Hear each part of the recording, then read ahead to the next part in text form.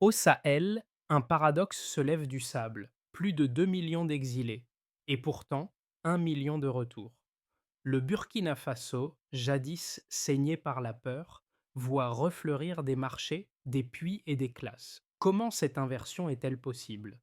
Que révèle-t-elle du pari lancé par Ibrahim Traoré, transformer la survie en souveraineté? Dans la poussière se réinstalle le rire et derrière chaque pompe à eau renaissante, c'est une idée, celle que la dignité peut pousser même sur une terre brûlée, qui prend racine. Ce récit ne promet pas des miracles, mais une méthode. Là où d'autres ont attendu l'aide, Ibrahim Traoré a demandé le travail. Il a parié que la sécurité d'un pays pouvait renaître depuis le sol lui-même, à partir de l'eau, des semences et des chèvres. Sous son commandement, la guerre a cédé place à une architecture invisible. Des routes déminées, des marchés rouverts, des villages qui reprennent souffle. Le risque était immense. Chaque erreur pouvait rouvrir la plaie.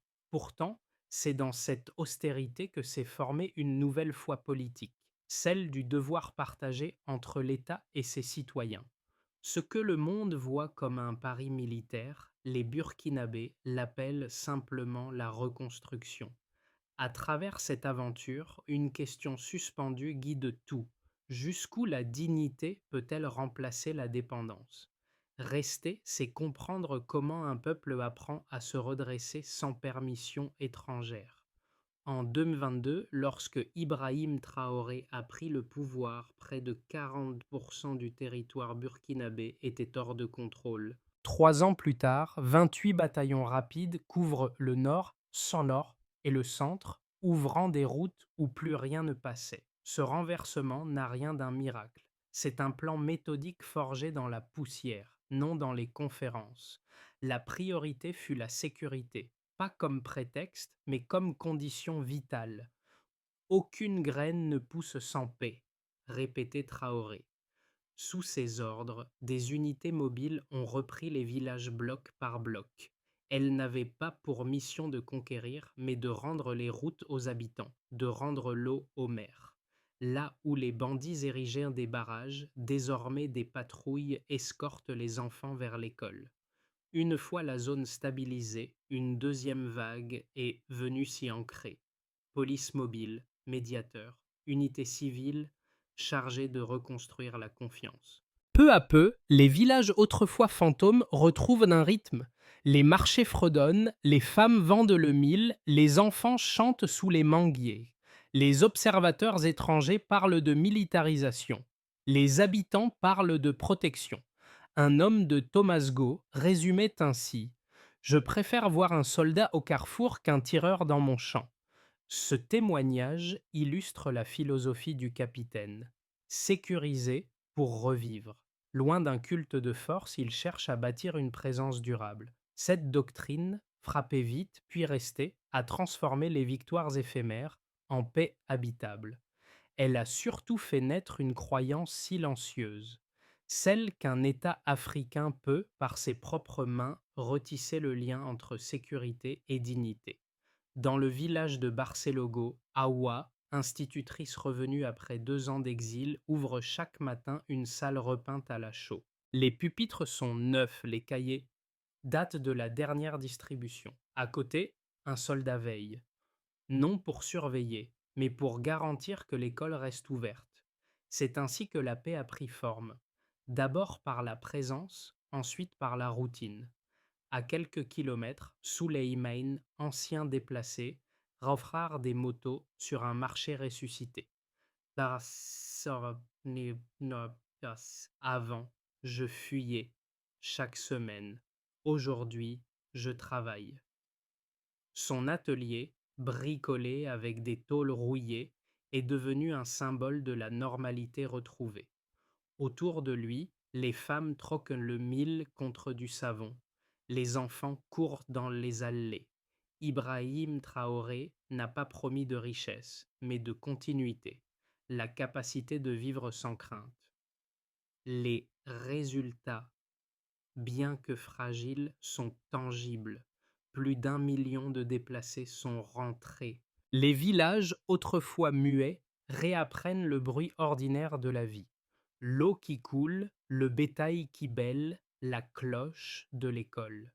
Cette transformation tient à une conviction simple. La dignité commence par la sécurité quotidienne. Dans les gestes répétés d'Awa et Souleyman, le projet national devient réel, humain, mesurable. Et chaque visage rencontré dans le Sahel rappelle la même vérité. Le courage, ici, est devenu politique. Tout commence en octobre 2022, un matin lourd de chaleur et d'incertitude. Les routes sont coupées, les écoles vides, l'armée divisée. À Ouagadougou, Ibrahim Traoré, alors capitaine, s'adresse brièvement aux caméras. Nous n'avons plus le luxe d'attendre. La phrase marque la rupture. En quelques semaines, la transition s'installe.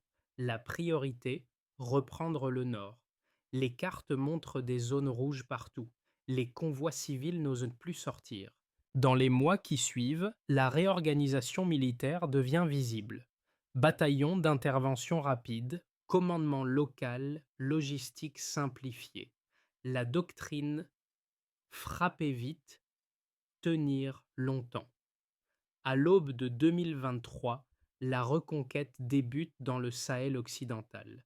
Les premiers villages libérés, souvent détruits, voient revenir les équipes civiles. L'objectif n'est pas d'occuper, mais de permettre le retour. Là où l'État s'était effacé, la combinaison armée-administration refait surface. Les soldats escortent les forages, les techniciens réparent les puits. Mars 2023. L'élan s'accélère. Des convois humanitaires franchissent les anciennes zones de feu. Les familles reviennent par centaines. Les premières écoles rouvrent. Le président par intérim multiplie les visites silencieuses, loin des caméras. Il veut ancrer un principe. Chaque territoire libéré doit être vécu, pas seulement sécurisé. Puis vient la phase la plus dure. Été 2023.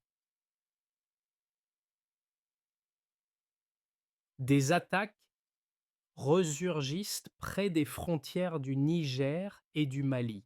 Ibrahim Traoré refuse la panique. Il redéploie, renforce les patrouilles, étend la présence civile.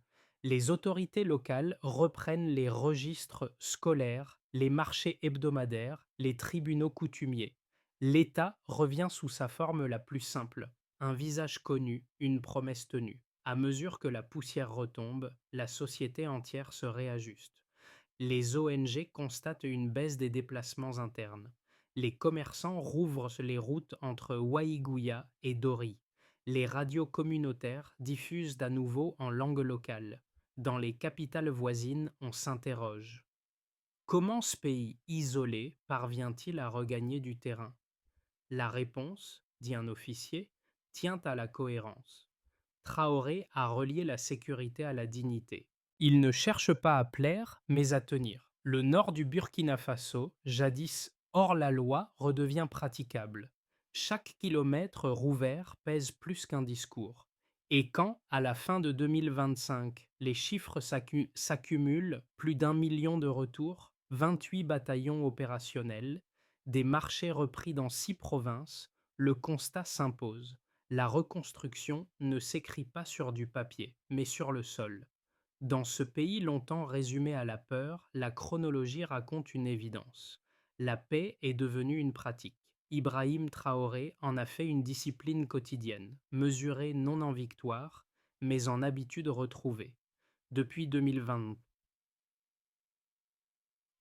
le Burkina Faso a changé d'échelle. 3 chiffres suffisent à le comprendre. 1 milliard d'investissements nationaux ont été mobilisés pour le plan agropastoral 2023-2025. 8 filières de clés, riz, maïs, viande, volaille, pêche, blé, tubercules et mangue sont concernés. Ce chiffre, inédit pour un pays longtemps dépendant de l'aide, symbolise un choix, nourrir par soi-même. Cet investissement n'est pas seulement financier, il marque une autonomie politique. 28 bataillons rapides opèrent désormais dans le nord et le centre, stabilisant des zones qui, il y a 3 ans, étaient sous contrôle djihadiste. Chaque unité couvre en moyenne 200 km, assurant sécurité et accompagnement civil. Ce redéploiement a permis le retour d'1 million de déplacés. Là où la peur figeait, la circulation reprend. Plus de 12% de production vivrière entre 2024 et 2025, le signe le plus tangible de la reprise. Ce pourcentage, modeste à première vue, représente des centaines de milliers de tonnes de mil, de maïs et de haricots sortis des greniers locaux. Pour la première fois en 10 ans, les grenières communautaires affichent un excédent. Ces données, à la fois militaires et économiques, se complètent. Sans sécurité, pas de récolte. Sans récolte, pas de stabilité. Ibrahim Traoré l'a formulé sans détour. La paix pousse dans le sol.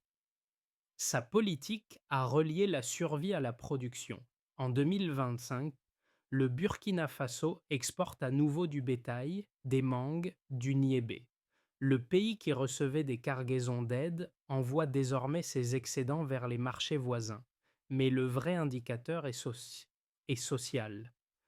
À Arbalais, les écoles publiques servent des repas composés exclusivement d'ingrédients locaux. Le Programme alimentaire mondial achète directement aux agriculteurs burkinabés.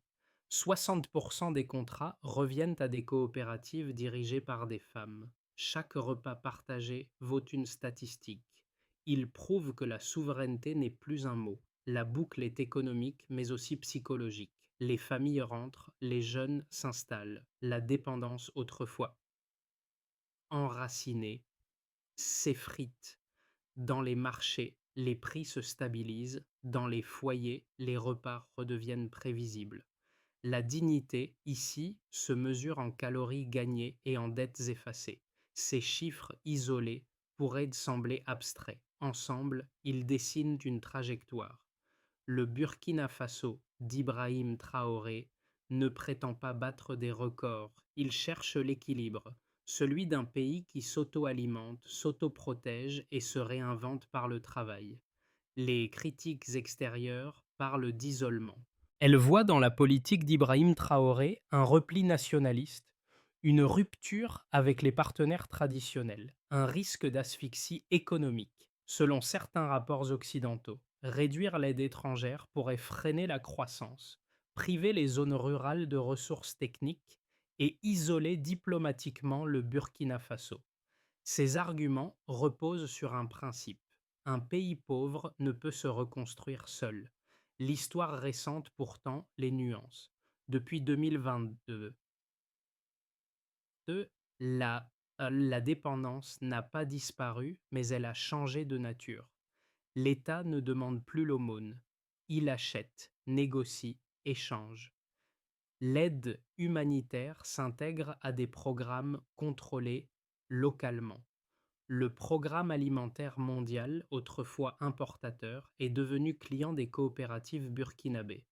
Face à ces critiques, les défenseurs du modèle soulignent la logique d'autonomie. Ils rappellent que l'aide prolongée avait figé les réflexes de dépendance. Attendre plutôt que produire. La nouvelle approche vise l'inverse. Elle ne ferme pas les frontières. Elle change la direction du flux. Là où l'aide descendait du nord vers le sud, la valeur remonte désormais du sol vers les villages. Entre ces deux visions, une ligne de fond se dessine. L'indépendance n'est pas l'isolement. Ibrahim Traoré n'a pas coupé les ponts, il a inversé la hiérarchie. Ses décisions, parfois abruptes, traduisent une philosophie du contrôle local. Que chaque ressource soit gérée, mesurée, cultivée par ceux qu'elle concerne. Les résultats, même partiels, appuient cette défense. Les provinces stabilisées exportent de nouveau. Les marchés s'autorégulent. Les jeunes trouvent du travail dans les projets agricoles plutôt que dans les convois d'exil. Le débat demeure ouvert, mais un fait s'impose. La rupture de Traoré n'est pas idéologique, elle est fonctionnelle. Là où l'Occident lit la défiance, le Burkina Faso lit la survie. Et c'est peut-être là que se joue la leçon. Une souveraineté qui s'écrit à la première personne du pluriel. Le vrai combat a changé. La guerre visible s'est tue, mais une autre commence, silencieuse, patiente, obstinée. Ibrahim Traoré l'appelle la bataille du quotidien. Après les armes vient le temps des chèvres, des semences et des puits. Chaque kit distribué, un bouc, 2 chèvres, un sac de nourriture et un carnet vétérinaire, devient une arme contre la dépendance. Aux yeux des étrangers, ce programme paraît rustique. Pourtant, pour les familles qui reviennent, il signifie reprise, propriété, continuité. Ce ne sont pas des dons, mais des leviers. Les animaux se reproduisent, les troupeaux s'élargissent, les marchés reprennent souffle. Le gouvernement a même lancé, avec la FAO, une campagne de vaccination nationale. L'objectif, protéger des millions de bêtes et derrière elles des moyens de subsistance. Le bruit des sabots a remplacé celui des fusils. La reconstruction se fait désormais à 4 pattes, dans la poussière redevenue fertile. Le Burkina Faso découvre que la souveraineté n'est pas un slogan, c'est une habitude. Et dans cette bascule, un peuple entier apprend qu'après la survie, il reste la vie. Les résultats de cette révolution tranquille se lisent dans la vie quotidienne. D'abord chez les paysans. Dans le nord et le centre, les récoltes reprennent une régularité oubliée. Les canaux d'irrigation reconstruits ramènent de l'eau là où la poussière dominait. Les semences fournies par l'État produisent mieux. Les outils agricoles circulent d'entre villages. Pour la première fois depuis 10 ans, le riz local concurrence celui importé. L'agriculture redevient un métier, pas un refuge. Viennent ensuite les entreprises locales. Les marchés régionaux, rouverts sous protection, génèrent de nouveaux circuits commerciaux. Des coopératives se créent autour des produits vivriers. Des artisans relancent les chaînes d'approvisionnement interrompues par la guerre. La future usine de transformation de viande à Bobo-Dioulasso, soutenue par la Banque africaine de développement, prévoit 3000 emplois.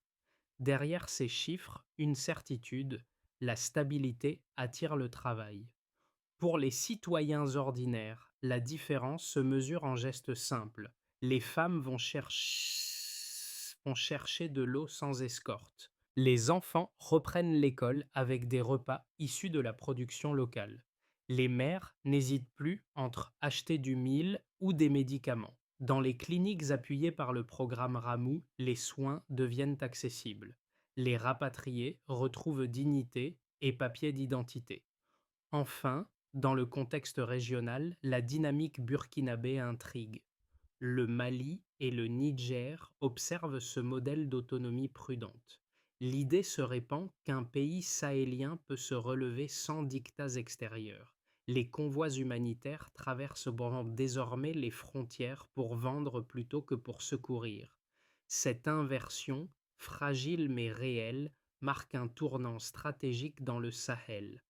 Pour Ibrahim Traoré, ces effets dépassent la statistique. Ils redéfinissent la notion même de victoire, non plus dominée, mais durée. La paix ne s'évalue pas en cessez-le-feu, mais en marché plein, en rire d'enfants, en route praticable. Certes, les défis persistent, sécheresse, corruption, insécurité aux marges, mais un socle existe. Le pays avance sur 3 jambes: sécurité, souveraineté, solidarité. C'est peu mais c'est stable. Et derrière chaque pas, un symbole. La souveraineté ne se déclare pas, elle se prouve. Les prochains mois diront si le mouvement engagé tiendra. 3 trajectoires se dessinent, chacune révélant une vérité sur le Burkina Faso d'Ibrahim Traoré. Dans le premier cas, le pays consolide ce qu'il a reconquis. Les bataillons restent en place. Les villages reprennent vie, la production agricole se stabilise autour de niveaux suffisants pour nourrir la population. Les programmes RSU et RAMU continuent d'enregistrer les familles, offrant une protection minimale mais constante. Le défi principal sera logistique, maintenir la cohérence entre sécurité et économie sans épuiser les ressources humaines. Dans la version la plus favorable, les investissements agricoles atteignent leur plein effet. La saison 2026 offre une récolte record, le pays réduit encore ses importations alimentaires. Les jeunes, autrefois candidats à l'exil, trouvent du travail dans les projets de transformation locale.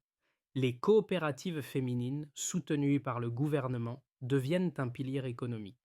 Dans ce cadre, Ibrahim Traoré renforcerait sa position intérieure et pourrait redéfinir les relations régionales sur la base d'une interdépendance africaine, pas d'une tutelle extérieure. Mais si les choses se compliquent, les tensions climatiques et régionales reviennent. Les attaques frontalières se multiplient, les marchés ralentissent, la fatigue sociale réapparaît. Sans ressources financières supplémentaires, les programmes sociaux pourraient s'essouffler. Le risque n'est pas la chute du régime, mais l'érosion de la confiance acquise.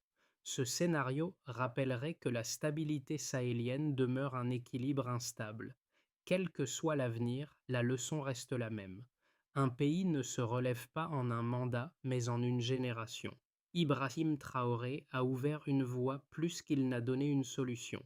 À présent, le Burkina Faso doit apprendre à transformer la survie en modèle durable. La vraie question n'est donc pas ce que l'État fera, mais ce que chacun est prêt à entretenir. Une souveraineté quotidienne faite de gestes simples et d'efforts répétés. Ce qui se joue au Burkina Faso dépasse les frontières. Pour un ouvrier européen, un agriculteur asiatique ou un étudiant américain, l'histoire racontée ici évoque une idée ancienne, celle du travail comme fondement de la dignité. Ibrahim Traoré, sans le dire ainsi, a réactivé cette logique fondamentale. La souveraineté n'est pas un privilège, c'est une tâche. Dans chaque puits réparé, dans chaque champ replanté, une leçon s'impose. L'autonomie n'est pas un luxe, mais une nécessité. Le monde moderne, obsédé par les indicateurs, oublie parfois que la sécurité commence à la porte de la maison. Une mère burkinabé qui puise de l'eau sans peur accomplit un acte aussi politique qu'un vote. Ce parallèle touche car il rappelle à chacun une évidence. Vivre dignement n'est pas négociable. Dans un monde traversé par la précarité, la crise écologique et les fractures économiques, le modèle burkinabé résonne comme une mise en garde et comme une invitation. Il ne s'agit pas d'imiter mais d'observer. Que se passe-t-il lorsqu'un peuple se redresse sans attendre d'autorisation? À travers le silence du Sahel, cette question atteint tous ceux qui doutent encore de la force collective. Peut-être que la véritable modernité consiste simplement à recommencer, ensemble, depuis le sol. Le plan d'Ibrahim Traoré s'articule autour de 5 axes concrets. La première étape consiste à sécuriser le terrain humain. Les patrouilles mixtes, armées, police, volontaires civils, maintiennent la stabilité dans les zones reprises. Chaque localité libérée doit garder une présence étatique continue, pas symbolique. Ensuite, il faut formaliser les identités. Grâce au registre social unique, RSU, chaque famille rapatriée reçoit un numéro garantissant l'accès à l'aide et à l'éducation. L'objectif est de zéro foyer invisible d'ici fin 2020. Puis, il s'agit de relancer la production. Le programme agropastoral 2023-2025 doit se prolonger jusqu'en 2027. Priorité: irrigation, semences locales, formation de jeunes agriculteurs. Chaque hectare cultivé devient une unité de stabilité. Par ailleurs, il faut protéger la santé. Le système RAMU vise la couverture médicale universelle. Des cliniques mobiles sillonnent les régions reculées. D'ici 12 mois, elles doivent atteindre 80% du territoire. Enfin, il s'agit de consolider la gouvernance. Traoré mise sur la transparence des données. Les communes doivent publier leur bilan d'activité trimestriel. L'État se reconstruit par la redevabilité, pas par les promesses. Ces mesures ne sont pas spectaculaires, mais cumulatives. Chacune renforce la suivante. Ensemble, elles traduisent une idée simple. La paix n'est durable que si elle se mesure. Au cœur de ce dispositif, Ibrahim Traoré assume une conviction: reconstruire, c'est compter, non les discours, mais les résultats. Au crépuscule, dans un village redevenu vivant, Awa ferme la porte de sa salle de classe. Dehors, un troupeau passe, les sabots soulèvent de la poussière dorée. Le bruit des chèvres a remplacé celui des armes. Chaque bêlement devient un battement de cœur collectif. C'est là, dans ces gestes minuscules, que se mesure la victoire d'Ibrahim Traoré. Non dans les cérémonies, mais dans la routine. Ce capitaine devenu chef d'État n'a pas réinventé le pays par les discours, mais par la constance. Il a rendu aux Burkinabés le droit de recommencer. Les observateurs parlent encore de stratégie ou de pouvoir, mais sur le terrain on parle de confiance. Le peuple n'attend plus qu'on le sauve, il s'organise. Et sous le vent chaud du Sahel, l'idée de souveraineté prend enfin visage humain. La nuit tombe, la lumière des lampes éclaire les murs blancs de l'école. Les enfants rient, le pays respire. La dignité, ici, s'entend avant de se proclamer. Le Burkina Faso n'a pas simplement survécu, il a redéfini ce que vivre veut dire. Sous la conduite d'Ibrahim Traoré, un pays jadis brisé retrouve la lenteur des saisons, la valeur du travail et le goût du silence fécond. Cette histoire n'est pas un modèle exportable, mais une démonstration. Un peuple, lorsqu'il s'organise autour de la dignité, devient plus fort que ses blessures. Dans un monde saturé de promesses creuses, cette leçon vaut plus qu'un manifeste. Elle rappelle que la stabilité ne s'achète pas, elle se cultive, un puits, une chèvre, une école à la fois. Alors que nous regardons ce coin de Sahel reprendre souffle, une question demeure. Combien de nos sociétés seraient capables d'un tel recommencement? Peut-être qu'en écoutant le murmure du Burkina Faso, nous entendons aussi le nôtre, celui d'un monde qui cherche encore, sous la poussière, la dignité perdue.